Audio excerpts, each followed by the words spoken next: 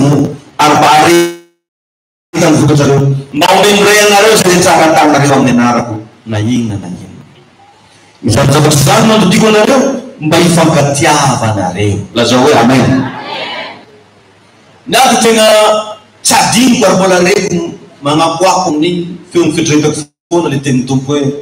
tsy misy ozy manana fitiavana lehibe noho izao be ny manolotra miaina amonjy ny sakaizana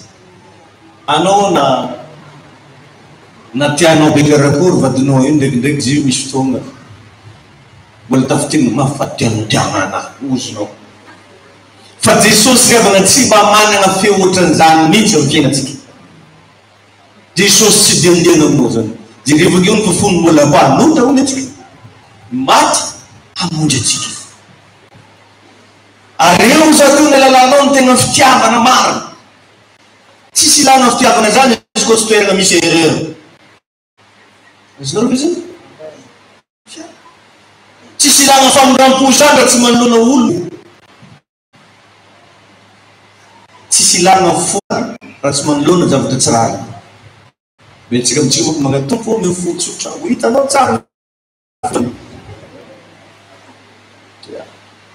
Jesosy ame vonale toepo mahay manefitra raha vo izany nengatanao